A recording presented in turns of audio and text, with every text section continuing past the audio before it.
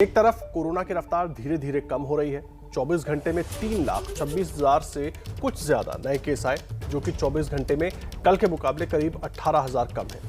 लगातार 3 दिन से नए कोरोना के केसों का आंकड़ा घट रहा है। दिल्ली, यूपी, मध्य प्रदेश में लगातार संक्रमण दर भी कम हो रही है। दूसरी लहर पर ब्रेक लगती दिख रही है, मगर अभी समस्या खत्म नहीं हुई है, क्योंकि पंजाब, गोवा, केरल और कर्नाटक समेत कई और राज्यों में मामले बढ़ रहे हैं।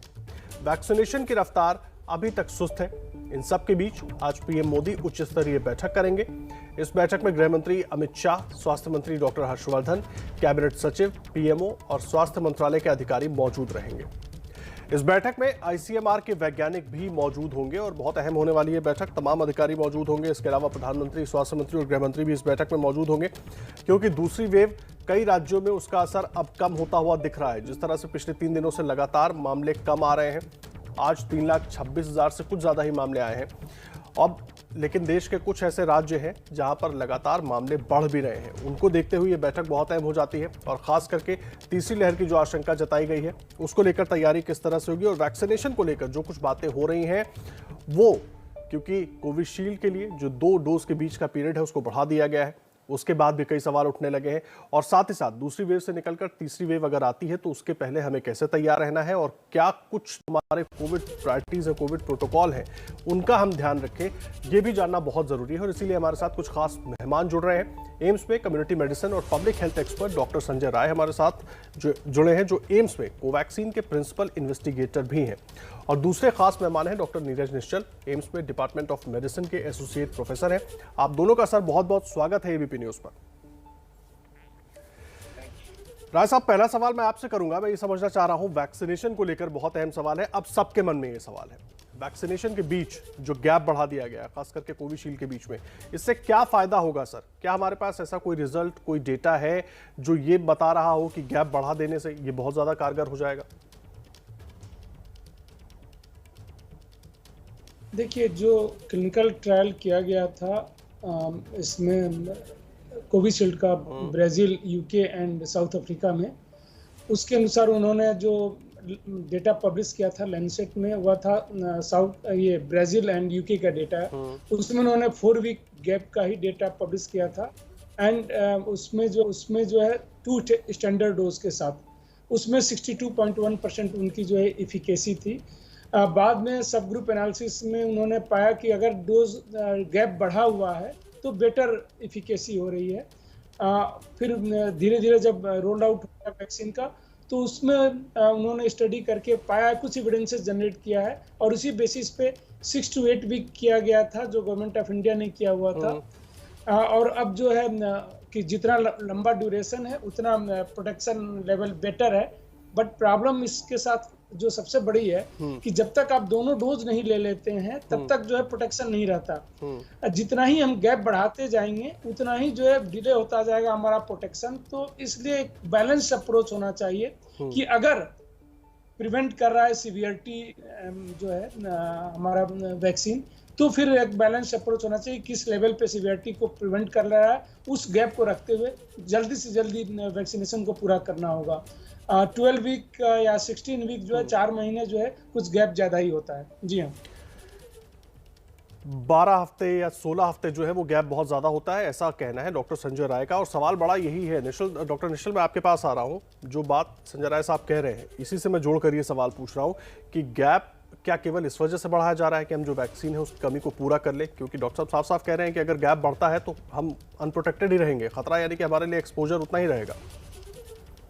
डेफिनेटली हम शुरू से कह रहे हैं कि वैक्सीन के साथ साथ जो सोशल वैक्सीनेशन है, that is Covid appropriate behaviour, वो तो फॉलो करते ही रहना पड़ेगा आफ्टर सेकंड डोज भी, जब तक ये पैंडेमिक एग्जिस्ट करता है। तो एक वो बैलेंस अप्रोच चाहिए। जो भी डेटा अभी आया है, जो पहले जो स्टार्टिंग में जो ट्रायल हुआ था, उसमें फर्दर एनालिसिस करने पे ये देखा गया कि इनिशियली ये ट्रायल 1 डोज के बेसिस पे स्टार्ट किया गया था, फिर सेकेंड डोज की जरूरत लगी क्योंकि फर्स्ट डोज पे इक्वली इफेक्टिव रिस्पॉन्स नहीं आ रहा था।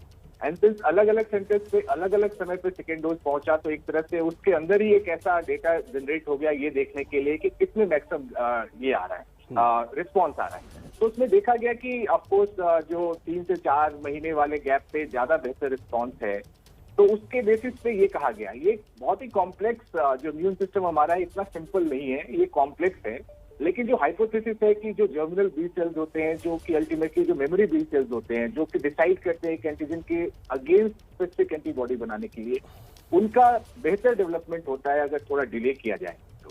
लेकिन डेफिनेटली एक बैलेंस अप्रोच की जरूरत है। जैसे जैसे डेटा आते जाएगा उसके अकॉर्डिंग ये सारी चीजें चेंज होती रहेगी। लेकिन ये बहुत जरूरी है कि वैक्सीन के बाद भी कोविड अप्रोप्रिएट बिहेवियर रखना ही पड़ेगा, वरना वैक्सीनेशन भी फेल हो सकता है। अब आप सभी को पता है कि कोई भी वैक्सीन 100% एफिकेसी नहीं है। इंपॉर्टेंट बात आप कह रहे हैं, लेकिन डॉक्टर राय, मैं एक बड़ा अहम सवाल आपसे जानना चाह रहा हूं कि कोविशील्ड में ये जो गैप है उसको बढ़ा दिया गया है, लेकिन कोवैक्सीन के लिए गैप बढ़ाने की कोई निर्देश नहीं है। तो क्या दोनों जो वैक्सीन है उसका असर अलग अलग होता है, अलग अलग तरीके से होता है? ये एक वजह है या क्या वजह है सर इसके पीछे? देखिए, दुनिया में जितनी वैक्सीन दी जा रही है, अब तो 15 के आसपास वैक्सीन आ गई जो अप्रूव्ड हुई है, अलग अलग टेक्नोलॉजी पे बनी हुई है। उनका जो है प्लेटफॉर्म अलग है। आप ये देखिए, कोवैक्सीन का अलग है, कोविशील्ड का अलग है। कोवैक्सीन जो है होल विरियन इनएक्टिवेटेड है, सो उसी वायरस को किल करके दे रहे हैं, जबकि कोविशील्ड में जो है वो एडिनो वायरस प्लेटफॉर्म यूज करते हैं, जिसमें चिंपैंजी का एडिनो वायरस को यूज किया जाता है। सो एफिकेसी, सेफ्टी, सारे प्रोफाइल ऑलमोस्ट हर वैक्सीन के अलग अलग हैं। जो क्लिनिकल ट्रायल का डेटा है, जो ऑलरेडी पब्लिश डेटा है, जो पब्लिक डोमेन में है, उसको अगर आधार मान के हम बात करें तो कोवैक्सीन में 4 to 6 वीक गैप में जो है ऑप्टिमम लेवल ऑफ प्रोटेक्शन है, तो इसलिए शायद उसको बढ़ाने की जरूरत नहीं पड़ी, क्योंकि सारे उसके ट्रायल, क्लिनिकल ट्रायल हिंदुस्तान में ही किए गए थे। करीब अच्छे खासे पॉपुलेशन पे 26,000 के आसपास पॉपुलेशन में फेज 3 ट्रायल हुआ था। लेकिन इनके जो ट्रायल हुए कोविशील्ड के, वह हिंदुस्तान में भी हुआ, लेकिन वो छोटे सैंपल साइज पे था, करीब if I recall correctly around 1600 के साइज पे था, और उसका डेटा अभी पब्लिक डोमेन में नहीं आया हुआ है। जो डेटा है वह यूके, ब्राजील और साउथ अफ्रीका के डेटा पे ही इनका कोविशील्ड का है। तो जो भी उनका रिकमेंडेशन है, जो उन्होंने पब्लिक डोमेन में डाला है, उसके अनुसार जो है कि ज़्यादा गैप अगर किया जा रहा है तो इफिकेसी बेटर है। तो पब्लिक डोमेन के डेटा पे कहा जा सकता है कि चूंकि कोवैक्सीन ने जो डेटा दिया हुआ है उसके अनुसार जो है कि 4 to 6 वीक गैप पे अच्छा इफेक्टिव है। उनका है कि जितना गैप बढ़ाते जाएं इफेक्टिव है। तो जो भी डिसीजन लिया जाता है, वो जो भी एविडेंसेस जनरेट होते हैं, और जो एविडेंसेस जनरेट हैं शायद उस बेसिस पे लिया गया है।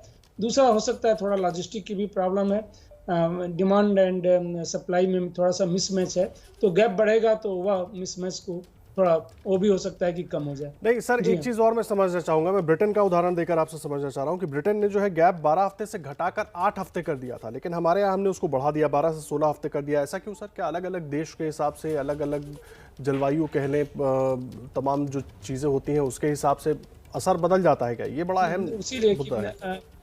जो मैं पहले कहा कि गैप ज़्यादा बढ़ाने से जो है प्रोटेक्शन जो है डिले हो जाएगा, तो इसलिए बैलेंस अप्रोच रखना चाहिए। और अगर उनका जो है अगर डेटा ये कहता है, तो मोस्ट प्रॉब्ली ये जो है लॉजिस्टिक मैनेजमेंट के कारण से जो है शायद बढ़ाया गया है, जो देख के लग रहा है। क्योंकि 12 to 16 वीक डेटा को जो है कहीं से जो है हम ये नहीं कह सकते कि ये बहुत ही साइंटिफिक बेसिस है इसको बढ़ाने का, वो शायद लॉजिस्टिक इसका मेन रीजन होना चाहिए। और आपने बिल्कुल सही कहा, यूके ने उसको घटाया हुआ है, तो एविडेंस बेस्ड पे ही घटा हुआ है, क्योंकि मेन क्लिनिकल ट्रायल जो है यूके एंड ब्राजील में ही हुआ था उसका। जी, आपने डॉक्टर निश्चल, मैं ये समझना चाहूंगा, एक वैक्सीन लगा देने पर, जैसे मुझे एक डोज लग गई है, तो उसकी एफिकेसी कितनी बढ़ जाएगी, मैं कितना सुरक्षित हो जाऊंगा? या अगर मुझे दोनों डोज लग चुकी होगी तो उस वक्त स्थिति कैसी हो जाएगी? सर मैं ये जानना चाह रहा हूँ, इम्यूनिटी के हिसाब से और कोरोना से लड़ने के हिसाब से। देखिए, नॉर्मली जो भी मल्टी डोजिंग वैक्सीन होते हैं, जो फर्स्ट डोज के बाद B cell T cell response आता है, लेकिन बूस्टर डोज के बाद जो है स्पेसिफिक मेमोरी बी सेल्स आते हैं, जो कि आपको फ्यूचर में जो भी अगर इन्फेक्शन आता है तो उसको फाइट करने में हेल्प करता है।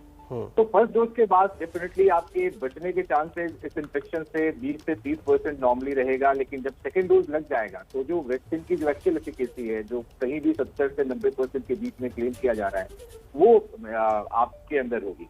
तो इसलिए जो सेकंड डोज इसलिए जरूरी है। टाइमिंग को लेके जरूर कोविशील्ड में थोड़ा सा चेंजेस आ रहे हैं। अब जो भी रीजन है, जो साइंटिफिक रीजन है, लॉजिस्टिक रीजन है, जो भी है, बट एक डोज के बाद डेफिनेटली थोड़ा सा प्रोटेक्शन होगा, लेकिन कंप्लीट प्रोटेक्शन, जो मैक्सिमम इसका प्रोटेक्शन जो देखने को मिलेगा वो सेकंड डोज के बाद ही मिलेगा। तो सेकेंड डोज तक तो स्पेशली बहुत ही सावधान रहने की जरूरत है। नहीं, ये इंपॉर्टेंट बात आप कह रहे हैं और जाहिर सी बात है इसका ध्यान हम सबको भी रखना होगा। और जिस तरह से तमाम दोनों एक्सपर्ट्स हमारे जानकारी दे रहे हैं कि डोज के बीच जो गैप बढ़ा है वो शायद थोड़ी समस्या बढ़ा सकता है और उस पर विचार करने की ज़रूरत है। सर, डॉक्टर राय, आप बता सकते हैं कि पहले जो गैप था वैक्सीन में, कोवैक्सीन कोविशील्ड में, दोनों को इसमें शामिल कर ले रहा हूँ, लेकिन मेजरली कोविशील्ड क्योंकि अब इसमें गैप बहुत बढ़ा दिया गया है, उसमें दोनों वैक्सीन लगने के बाद असर कितना था? और अब जब गैप बढ़ा हुआ होगा सर 12 हफ्ते या 16 हफ्ते, तो कितना होगा, उसकी एफिकेसी कैसी हो जाएगी, रिजल्ट क्या रहेगा? हाँ, देखिए, जो पब्लिक डोमेन में डेटा है उसकी बेसिस पे मैं कह सकता हूँ, जो पब्लिश लिटरेचर है, कोवैक्सीन का 4 वीक गैप पे विथ 2 स्टैंडर्ड डोज 4 हफ्ते के बाद लगाते हैं। इस अब 78% है एनालिसिस के बाद। उसके पहले उन्होंने 81% जो इंटीम एनालिसिस किया था उस पे था। कोविशील्ड का 2 स्टैंडर्ड डोज 4 वीक अपार्ट के बाद 62.1% था स्टैंडर्ड डोज के साथ। उन्होंने कुछ लोगों में जो है यूके ट्रायल में कुछ लोगों को हाफ डोज मिली थी, जिसमें बेटर ये था उनका इफिकेसी वैक्सीन की। और पूल डेटा जब उन्होंने किया उस समय जो है 70% के आसपास था उसका। लेकिन बाद में उन्होंने सब ग्रुप एनालिसिस के पाए। अब हमारे पास भी ऑलमोस्ट हमने 18 करोड़ लोगों को दे दिया है वैक्सीन, तो हमें अब रियली इफेक्टिवनेस डेटा को देखना चाहिए कि रियली कितना इफेक्टिव है। 2 चीज होती है, देखिए, किसी भी वैक्सीन को जब हम देते हैं तो एक होता है वैक्सीन इफिकेसी, जो हम कंट्रोल सिचुएशन में करते हैं जब रिसर्च कर रहे होते हैं, क्लिनिकल ट्रायल होते हैं। दूसरा होता है एक्चुअल इफेक्टिवनेस, कि जब वैक्सीन का रोल आउट हो जाता है तो वह रियली कितने डिजीज को प्रिवेंट करने में सक्षम है या सीवियरिटी को रोकने में सक्षम है। इसको अब इतना डेटा हो गया तो उस डेटा को हमें जल्दी से एनालाइज करके और उस बेसिस पे हमें निर्णय लेना शायद ज़्यादा बेटर होगा कि थोड़े से डेटा पे, एक छोटे से सैंपल साइज पे अगर कहीं पे किसी ने इवेल्युएशन किया हुआ है, उसकी जगह पे ह्यूज डेटा सेट है हमारे पास। 18 करोड़ से ज़्यादा लोगों को हम वैक्सीन दे चुके हैं। 16 जनवरी से शुरू किया है तो अच्छे खासे लोगों का जो है गैप भी बढ़ गया है, जो कि 1 या 2 महीने से ज़्यादा सेकेंड डोज लगने के बाद 2 वीक से ज़्यादा, उन लोगों को हम देख सकते हैं कि रियली उनमें ओवरऑल इफेक्टिवनेस कितना है, कि डिजीज को रोकने में कितना सक्षम है दोनों। और वह एक्चुअल डेटा होता है वैक्सीन इफेक्टिवनेस का, और उस बेसिस पर निर्णय लेना चाहिए, क्योंकि उसमें भी सारे लोग 4 वीक पे ही नहीं लिए हैं। कुछ लोग 4 वीक पे लिए हैं, कुछ 6 वीक पे लिए हैं, कुछ 8 वीक पे लिए हैं, कुछ उससे भी ज्यादा लिए हैं डिले करके। तो हमारे पास एक अच्छा डेटा सेट है जो हम अपने डेटा सेट को एनालाइज कर सकते हैं और उस बेसिस पे हम निर्णय ले सकते हैं। जी, आप रहे डॉक्टर राय हमारे साथ। डॉक्टर निश्चल भी मौजूद हैं। डॉक्टर निश्चल, ये बड़ा अहम है समझना कल से, क्योंकि वैक्सीन हम देख रहे थे 2 वैक्सीन हमारे पास थी, उसमें वैक्सीन बीच में कम भी हो जा रही थी जिसको लेकर विवाद हो रहा था, लेकिन अब कल से स्पुतनिक वी भी आ गई, वो भी लगना शुरू हो गया हमारे देश में। तो क्या वो जो वैक्सीन है स्पुतनिक, वो हमारी जो 2 वैक्सीन अभी जो हमारे देश में यूज हो रही हैं उनसे बेहतर है? और अगर आप इस पर जानकारी दे पाएं कि क्या वो सरकारी अस्पतालों में भी मिलेगी, सरकारी अस्पतालों में भी लगेगी बाकी वैक्सीन की तरह? देखिए, अभी तक जो भी वैक्सीन अवेलेबल है मार्केट में और जो भी आपकी कंट्री में उसका परमिशन दिया हुआ है, आई थिंक अभी कौन सा बेहतर है कौन सा कम बेहतर है का समय नहीं है। अभी मैक्सिमम लोग जो भी वैक्सीन अवेलेबल है वो जो है आपको लगवाना चाहिए, इसमें कोई ये नहीं है। और to best of my knowledge अभी तक गवर्नमेंट सेटअप में स्पुतनिक वी का यूज नहीं हो रहा है, ये प्राइवेट सेटअप में ही स्टार्ट हुआ है। लेकिन इसमें मैं अभी क्लैरिटी नहीं है, आई थिंक डॉक्टर संजय इस बारे में बेहतर बता पाएंगे। ओके, डॉक्टर राय, आप इस पर क्या कुछ कहेंगे सर? नहीं, डॉक्टर नवीन से मैं बिल्कुल सहमत हूँ जी। वह जो है अभी तक गवर्नमेंट सेक्टर में उसको देना नहीं शुरू किया गया, प्राइवेट सेक्टर में ही शुरू किया गया है, अभी जस्ट शुरू ही हुआ है। उसकी जो है अभी सप्लाई भी कम है। एक मैं कहूँगा कि इस वैक्सीन को अगस्त में ही मंजूरी मिल गई थी, ठीक है, बिना फेज 3 क्लिनिकल ट्रायल किए हुए, और उसके बाद जो है नवंबर से उन्होंने लगाना शुरू कर दिया था रसिया में। फिर भी रसिया ने जिस स्पीड से लगाना चाहिए नहीं लगाया। आज भी जो है उनका अगर परसेंटेज ऑफ पॉपुलेशन देखें तो बहुत ही कम वैक्सीनेटेड है। आज की डेट तक अगर ये कहें तो लेस देन 10% जो है 2 डोज मिला हुआ है। सबसे पहले दुनिया में वैक्सीन लगाने वाला कंट्री ने, जिसकी अपनी वैक्सीन है नहीं, तो मैं ठीक है, उन्होंने इफिकेसी डेटा पब्लिश किया हुआ है और लैंसेट में पब्लिश है, वह 92% के आसपास है, 91.6% इफिकेसी का डेटा है।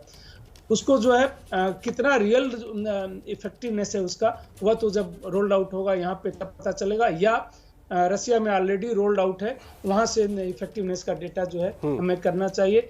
कोई भी कमेंट्स करने से पहले मैं अब जो है संभल के कमेंट्स करता हूं, क्योंकि वैक्सीन इफिकेसी जो है जब हमने उस समय कैलकुलेट किया था और अब इफेक्टिवनेस जो अब कैलकुलेट कर रहे हैं उसमें ह्यूज डिफरेंस दिख रहा है। तो इसलिए जो है जब तक इफेक्टिवनेस इसका नहीं देख लेंगे तब तक मैं कमेंट्स नहीं कर पाऊंगा कोई भी। जी डॉक्टर निश्चल, एक चीज समझाइए, कोरोना वायरस से बचने के लिए वैक्सीन के अलावा मास्क पर सबसे ज्यादा जोर रहा है, लगातार सबसे ये अपील की जाती है कि मास्क लगाएं। अब तो हम डबल मास्किंग की भी बात कर रहे हैं, सलाह दे रहे हैं। सवाल ये है कि यहाँ तक कि घर में भी मास्क पहनकर रहने की सलाह दी जा रही है, लेकिन अमेरिका, अब वहाँ की जो सिचुएशन है वहाँ पर वैक्सीनेशन इस तरीके से हुआ कि अब राष्ट्रपति बाइडेन ने साफ कर दिया है कि पब्लिक बिना मास्क के रह सकती है। अपने देश की हम बात करें सर, यहाँ पर वो वक्त कब आएगा, आपको लगता है कितना टाइम इसमें लग जाएगा? देखिए, आप ये पब्लिक कोऑपरेशन पे बहुत इंपॉर्टेंट है। आप देखते हैं कि जब भी हम मास्क की बात करते हैं, भले डबल मास्क की बात करें, घर के अंदर मास्क पहनने की बात करें, घर में अंदर पहनने की बात करते हैं जब घर में कोई बीमार सदस्य है, जब बाहरी लोग कोई आ रहे हैं, उस समय की बात है। अगर सभी हेल्दी है, सभी स्वस्थ है, कोई सिम्टम नहीं है, तो ऐसा नहीं है कि आपको घर के अंदर भी मास्क पहन के रखना है। तो ये इंपॉर्टेंट बात है कि जो हमारे मास्क का कंप्लायंस अभी तक हम देखा है हमने कि अगर कोई फोर्सफुली न कराए, जैसे अगर आप बाहर निकल रहे हैं, अगर पुलिस का डर ना हो तो शायद आप मास्क ना पहने, तो वो समहाउ वो जो कमिटमेंट है लोगों का कि भाई हम अगर कोशिश करें, ये वायरस अल्टीमेटली हमारे शरीर में ही सर्वाइव करेगा, बाहर सर्वाइव नहीं करना इसे। तो जब तक हम अपने आप को सुरक्षित कर लेंगे तो ये वायरस अपने आप गायब हो जाएगा। तो कितना वक्त लगेगा सर? अमेरिका की जैसी स्थिति में आने में हमें कितना वक्त लग सकता है, मतलब अंदाजा अगर आप लगाएं तो? देखिए, अमेरिका और हमारा देश बिल्कुल अलग है, हमारा पॉपुलेशन डेंसिटी और बाकी जो है वो बिल्कुल अलग है, तो ये उससे कंपेयर करना बहुत ही मुश्किल है। लेकिन मुझे नहीं लगता कि अगले 1 साल तक ऐसा कोई सिचुएशन आने वाला है कि हम बिना मास्क के सभी को कहे कि आप घूम सकते हैं, क्योंकि अभी देखा कि जनवरी में हमने थोड़ी सी लापरवाही की, उसका क्या खामियाजा भुगतना पड़ा। अभी चीजें फिर से अगले 2-3 हफ्ते में एक्सपेक्टेड है कि कंट्रोल हो जाएंगी। फिर से अगर हमने लापरवाही की तो जो थर्ड वेव की जो बात कर रहे हैं वो सामने आ जाएगा। तो ये बहुत ही टफ क्वेश्चन है टू बी वेरी फ्रैंक कि कितने दिन में हम वैसा कर पाएंगे, लेकिन मुझे नहीं लगता कि अगले 1 साल तक ये पॉसिबल है।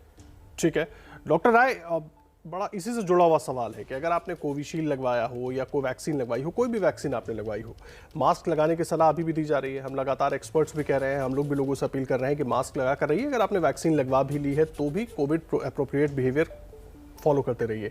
लेकिन क्या जब देश में 70% से ज्यादा लोगों को दोनों डोज लग जाएगी सर, तो हम बिना मास्क रह पाएंगे? वो जिस हर्ड इम्यूनिटी की हम चर्चा कर रहे थे, उसके बाद 70% वैक्सीनेशन के बाद? देखिए, जैसे जब किसी भी इसकी जो है डिजीज ट्रांसमिशन कैसे हो रहा है उस पर डिपेंड करता है। अगर वैक्सीन लगने के बाद भी हम डिजीज ट्रांसमिट कर सकते हैं तो उस समय नहीं कही जा सकती है। जो अभी तक एविडेंसेज हैं, सबसे ज़्यादा एविडेंसेज हैं कि जो लोग नेचुरल इन्फेक्शन जिनको हुआ था वह जो है बेटर प्रोटेक्टेड है, लॉन्ग टर्म प्रोटेक्शन है और डिजीज ट्रांसमिशन में उनका रोल कम है। यूएस ने वैक्सीनेटेड लोगों को किया है और जिनको नेचुरल इन्फेक्शन हुआ उस पर नहीं किया है। ये मतलब थोड़ा सा सरप्राइजिंग था और कई बार हम यूएस के डिसीजन को जो है तुरंत मान लेते हैं और उसी को फॉलो करने लगते हैं। उनको अगर करना था तो दोनों को ही, अगर मैं उनकी जगह पे होता तो मैं फर्स्ट प्रेफरेंस देता जो नेचुरल इन्फेक्शन जिनको हुआ है वह मास्क के बिना घूम सकते हैं, उनको प्रायोरिटी देने के लिए। उसके बाद जो है वैक्सीन वालों को देगा, क्योंकि अभी जो है जो भी एविडेंसेज हैं, इवन आफ्टर वैक्सीनेशन लोगों को इन्फेक्शन हो रहा है और वह जो है ट्रांसमिट कर रहे हैं। इफ यू कंपेयर विथ जिनको नेचुरल इन्फेक्शन हुआ, अगर दोनों को हम कंपेयर करें तो हम जो है सिर्फ ये कहना, तो ये कहीं से ना कहीं से किसी इन्फ्लुएंस में मैं कह सकता हूं कि वह होगा। मैं ऐसा नहीं कर सकता हूं। साइंटिफिक ढंग से अगर मैं उसको जस्टिफाई करना चाहूं तो नहीं कर सकता कि सिर्फ आपने जो है वैक्सीन वालों को क्यों किया है और जो नेचुरल इन्फेक्शन थे उनको नहीं किया है। क्या कोई एविडेंस है? पूरी दुनिया में अभी तक इतने ज्यादा एविडेंस 1 साल में जनरेट हो गए हैं। तो हिंदुस्तान में जब होगा तो शायद हम दोनों को कर पाएंगे, क्योंकि डेफिनेटली जब 70% के आसपास अगर लोगों को वैक्सीनेट कर दिया और एक बार चांसेस कम हो गया इन्फेक्शन का अभी तो बहुत ही हाई चांसेस है, तो इवन वैक्सीनेटेड लोग भी जो है ट्रांसमिट करने की क्षमता रखते हैं, उनको भी जो है वो कैरियर हो सकते हैं। अगर इतना कम हो गया इन्फेक्शन का रेट तो जो है नॉर्मलसी की तरफ हम बढ़ेंगे और मास्क और ये सब की जो है शायद यहाँ भी जो है वह खत्म हो जाएगी, लेकिन अभी के सिनेरियो में ऐसा नहीं लगता है। जो दिक्कतें आ रही है उस पर तमाम जानकारी हम अपने दोनों एक्सपर्ट से ले रहे हैं। डॉक्टर निश्चल, मैं आपका रुख कर रहा हूँ सर, समय थोड़ा कम है, आप लोग थोड़ा अगर जल्दी बता देंगे तो मैं आप दोनों से एक सवाल लेना चाह रहा हूँ। इस वायरस का जो स्ट्रेन है सर, उसको लेकर डर था, पहले 617 था, फिर बाद में 618 आ गया, टारगेट भी बदला, बुजुर्ग ज्यादा निशाने पर आए, फिर जवान। क्या आप इस बात को मानते हैं कि नेक्स्ट टारगेट बच्चे भी हो सकते हैं, जिस तरह की आशंका हम जताई जा रही है बार बार एक्सपर्ट्स की तरफ से? देखिए, होता क्या है कि कोई भी वायरस की टेंडेंसी हो कि अपनी इन्फेक्टिविटी बढ़ाए और पैथोजेनिसिटी या फेटेलिटी कम करे, और ये वायरस यही अटेन करने की कोशिश कर रहा है। जो ये कहना कि इस बार जो यंग लोग ज्यादा अफेक्ट हुए हैं, उसमें थोड़ा सा उसके रीजंस वायरस से ज्यादा उनके बिहेवियर से रिलेटेड है। जो लापरवाही उन्होंने की, घर में कोई बुजुर्ग बीमार है उस पर ध्यान रखने के चक्कर में अपने पे ध्यान नहीं दिया, और जब तक ध्यान दिया तब तक बहुत लेट हो गया था। तो सिर्फ वायरस के चलते ऐसा नहीं हुआ। और जहां तक थर्ड वेव में बच्चों की बात की जा रही है, थ्योरेटिकल पॉसिबिलिटी है, क्योंकि हम वैक्सीनेट एडल्ट और जो एल्डरली को कर चुके हैं, तो बच्चों में चांसेस बढ़ जाएंगे, ऐसा सोचा जा रहा है। लेकिन अगर हम प्रोटेक्टेड हैं, अगर हम वायरस को घर में नहीं लाएंगे तो बच्चे कैसे इन्फेक्ट होंगे? तो ये हमारे ऊपर है कि आगे क्या होगा, और इस पे सिर्फ वायरस को ब्लेम करना आई थिंक ठीक नहीं है। जी डॉक्टर राय, अगर डॉक्टर निश्चल को भी आपने सुना, लेकिन मैं एक चीज और जोड़ना चाहूंगा सर। अगर बच्चों को निशाना बनाने की संभावना है, बार बार जिस तरह की आशंका जताई गई कि थर्ड वेव आती है तो बच्चे निशाने पर होंगे, तो आप क्या सलाह देंगे कि पहले देश में जितनी माएँ हैं उनको प्रायोरिटी पर वैक्सीन लगाई जाए, ऐसा करना चाहिए हमें? देखिए, कोई भी वायरस जो है, इस टाइप के वायरस जो है म्यूटेट होते रहते हैं और म्यूटेशन होता रहेगा जिसपे हमारा कोई कंट्रोल नहीं है। वो अगला म्यूटेशन किस टाइप का खतरनाक होगा ये प्रेडिक्ट करना नेक्स्ट टू इम्पॉसिबल है कि वो बुजुर्गों के लिए खतरनाक होगा, बच्चों के लिए खतरनाक होगा, किसी के लिए हो सकता है। अगर वह बच्चों के लिए मान लीजिए खतरनाक हो जाता है, आज प्रेडिक्ट नहीं कर सकते, और आज बच्चों को वैक्सीन लगा के हम उस स्ट्रेन से प्रोटेक्ट करना शायद संभव नहीं है। अभी देखने में जो प्रिलिमिनरी अगर रिजल्ट एनालिसिस करें, कुछ के केसेस में जो है इम्यूनिटी को बाईपास कर रहा है। साउथ अफ्रीका ने ऑलरेडी इस पे पब्लिश कर दिया है पेपर कि वह जो है इम्यूनिटी को बाईपास कर रहा है, कुछ वैक्सीन की इफिकेसी बहुत ही कम है। तो ये कि हम सबको वैक्सीन अभी लगा दें बच्चों को, क्योंकि आज की डेट में बच्चे जो है माइल्ड डिजीज हैं, उनमें बहुत ही सीवियरिटी नहीं है, रेयर सर छोड़ दिया जाए तो ओवरऑल 15 करोड़ से ज्यादा केसेस में हमें जो है बच्चों का वैक्सीनेशन का जो है अभी जस्टिफिकेशन नहीं है, लेकिन एविडेंस जनरेट करना चाहिए। जो अभी क्लिनिकल ट्रायल शुरू होगा उसमें कम से कम हम एविडेंस जनरेट कर लेंगे कि अगर कल कोई ऐसा वायरस आता है तो उसके अगेंस्ट तुरंत जो है वैक्सीन बना के दिया जा सकता है। एक ये है, लेकिन माँ को देने से जो है, माँ अभी एडल्ट सारे को दे रहे हैं तो उस माँ अपने आप कवर हो जाएंगी। सिर्फ अभी जो है थोड़ा सा प्रिकॉशंस के साथ गर्भवती महिलाओं को देना चाहिए, क्योंकि हमें नहीं पता कि हार्म और बेनिफिट को अगर हम एनालाइज करें तो कितना होगा। जो अंदर भ्रूण पैदा हो रहा है उसमें अगर लॉन्ग टर्म वैक्सीन ने कुछ प्रॉब्लम किया तो उसके बारे में हमें कोई आइडिया नहीं है इस बारे में। तो इसलिए अभी उस पे जो है, जो अभी रिकमेंडेशन भी आया है कि वह इन्फॉर्म डिसीजन लें कि उनको वैक्सीन लेना है कि नहीं लेना है। ओवरऑल जो है उनको अभी भी मैं ये कहूंगा कि अनटिल अनलेस बहुत ज्यादा रिस्क ना हो, लेने की जरूरत नहीं है, क्योंकि लार्जली इवन जो प्रेग्नेंट लेडी हैं और ये यंग हैं, यंग में अभी भी जो है इफ यू कंपेयर जो एल्डरली से हैं खतरा कम है। हमें सबसे ज्यादा प्रायोरिटी अभी वैक्सीनेशन की जो है एल्डरली कोमॉर्बिड कंडीशन लोगों को देना चाहिए, लेकिन जिस तरीके से और ग्रेजुअली जो है साथ रोक रहा हूं डॉक्टर साहब, समय थोड़ा कम है हमारे पास। बहुत अहम बात आप कह रहे हैं, अहम जानकारी आपने दी है, बहुत माफी के साथ रोका हूं। डॉक्टर संजय राय, डॉक्टर निश्चल को आप सुन रहे थे, तमाम जानकारियां दे रहे थे और जो मन में आपके सवाल थे उन सब के उन्होंने जवाब दिए हैं। लेकिन आप भी तमाम जो सावधानियां हैं उनको बरतते रहें, तभी आप सुरक्षित रह पाएंगे। बहुत धन्यवाद आप दोनों का हमारे साथ जुड़ने के लिए और पूरी जानकारी के लिए।